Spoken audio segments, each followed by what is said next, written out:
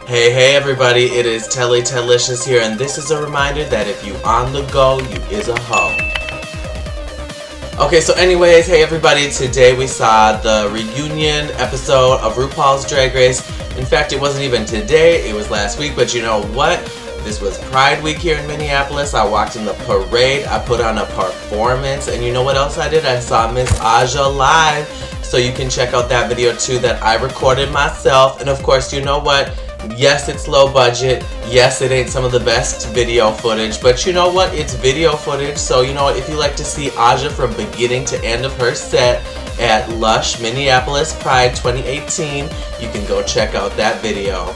Now, anyways, on to the reunion episode. So basically, the one thing that I really wanted to talk about was the Vixen, because she had a really tough time on the show. Obviously, you can tell she is going through it, and like there was some footage that I had cut out of a previous episode talking about this, but I'll just bring it up now. I mean, being gay and black, for one thing, is tough enough, and I don't think people realize that. So you know, when you're seeing Nina Bonina Brown, when you're seeing Tyra Sanchez, when you're seeing the Vixen, you're seeing hurt. And I think Rue saw what had all happened behind the scenes at that point and wanted to bring it up to her that, you know, you have this chip on your shoulder, you should let it go.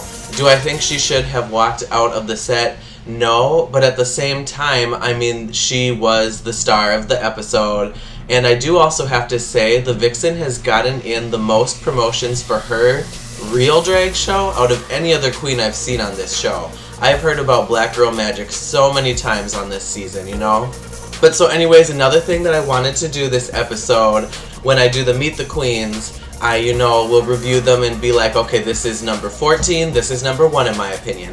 And as we already know, earlier this year, I selected Miss Vanjie to be the winner. But you know what? She only won in spirit because the fans kept her alive. But so let me watch this video again. Let's see where I put Asia, Aquaria, Eureka, and Cameron. To the number 1 most looking forward to bitch. I forgot how shitty I looked that day. Is I am just going to basically give you my countdown from 14 to number 1 of who I'm most excited for this season, you know. Last season I did a video like this, and you know who I placed as number 1 at the beginning? So, but anyways, the first one on my list is Asia O'Hara. Oh! Now, Asia I put in this position, unfortunately, because from what the shit I've seen so far, 14. And granted, I've only really seen this interview, and so anyways, as far as first impressions go, I just smoked some weed, so you know, my voice a little raspy, so excuse me if I don't be sounding all good. I have to go through 14 of these bitches. Is Blair St. Clair. And I'm sure she's the type that has a whole bunch of... Well, so as you guys just saw, I put Asia O'Hara as number 14. And so when that's exactly what? Well, she didn't impress me. You know, and I remember putting Blair this low because she was... I could tell she was hiding something. Lo and behold, when she got eliminated, it all made sense. Fishy makeup.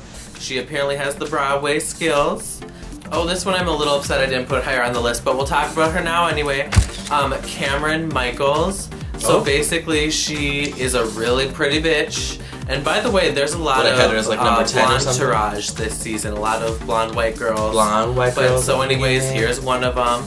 And you know, she seems like she's from the big city, you know, Tennessee or something like that. I don't know. And then she wasn't. Anyway, so she's from like this big city. Music capital of the world. And so here's hoping she puts on a damn good show. Her look was good. Okay, and then up next I put Monet Exchange.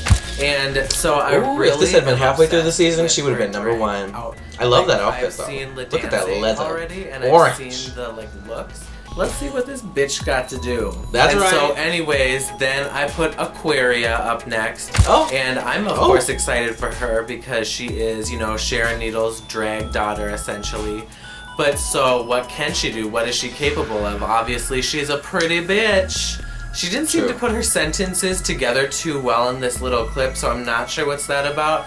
You know, so maybe she's gonna turn out good, or maybe she'll just kind of be a flop. We'll see what happens, but I hope she just kills it and shows everybody what she's made of. And then up next on my list, I have Mayhem Miller, and she has been long rumored to be on this show for such a long time. Who knows? Maybe she'll grow on me. In the running, you know, gossiped about, reddited about Queen for such a long time. I'm sure she has some shit to live up to. You know the thing about Mayhem is she was so hyped up, but you know what? She won the first challenge like her BFF Morgan. But yes, and then I also just like her personality. Like, I just kind of dig it. Okay, so she also gives me a little bit of that. And so we have Eureka O'Hara back in the building.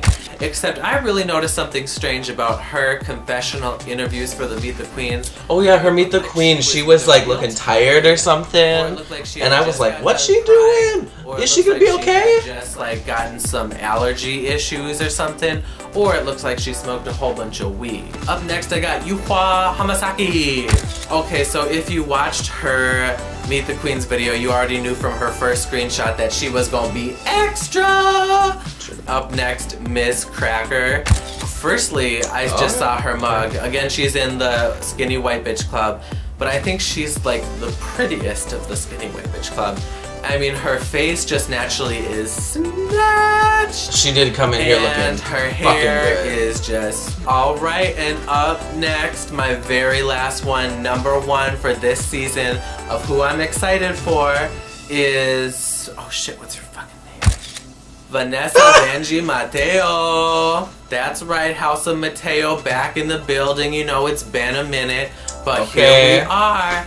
And here they brought back this crazy ratchet Hispanic chola bitch. Miss Vanjie. For the past 2 years, I for some reason put the Latina queen at #1, so I put Valentina last year. And I put this crazy bitch Vanessa up this time. I love her personality. She just reminds me of... Alright, so there we had it. I had all the bitches all over the place. I did not have not a one up in my top 3. For real, like I think I had Monique Hart, Miss Cracker, and Vanessa Vanjie, Miss Vanjie Mateo as #1. Well, of course, I did put the correct winner in the correct spot because I love me some Miss Vanjie.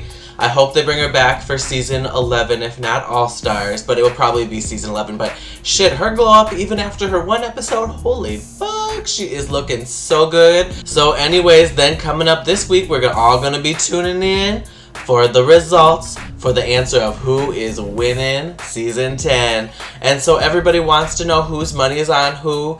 I will say I do love seasons like this when everybody deserves it, everybody could win. I mean, that's awesome. I don't know. But so anyways, this is the week we find out. So I love you guys so much. Thank you guys so much for watching this year, this season. And I will see you guys soon for the finale.